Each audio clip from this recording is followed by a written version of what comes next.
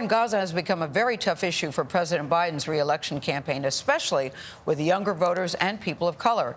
It was just one of the issues he spoke about yesterday to students at Morehouse. That's an historically black college in the battleground state of Georgia. Ed O'Keefe is at the White House with more on that part of the story.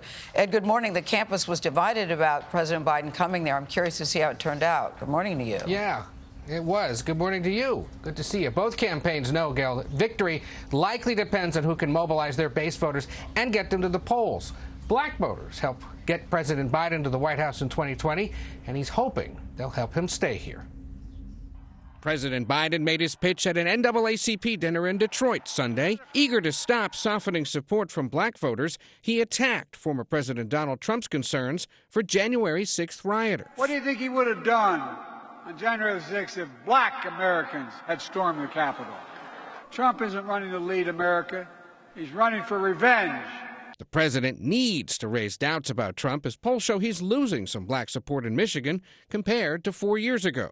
There's a similar situation in Georgia, where the president delivered the commencement address Sunday at the historically black Morehouse College. We made it. Before taking the stage, the valedictorian had a clear message for the president.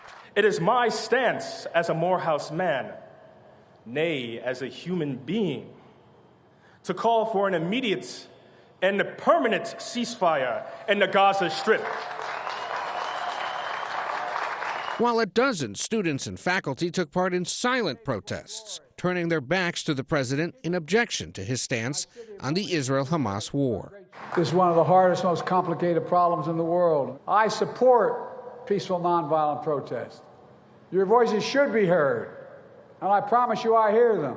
In his address, Biden called for an immediate ceasefire. But for some recent graduates, like Williams Babalola, who spoke with CBS's Nicole Killian, that's not enough. Until we see some actions that match his words, that's when we know his words are sincere. As for Trump, he was also back on the campaign trail, rallying his own base at the NRA convention in Dallas. I think you're a rebellious bunch, but let's be rebellious and vote this time, okay? Former President Trump's criminal trial in Manhattan resumes today with his former fixer Michael Cohen back on the stand. He has a campaign rally scheduled in New York City on Thursday, while President Biden travels to New Hampshire tomorrow. Tony? There is a presidential campaign going on. Ed, thank you very much.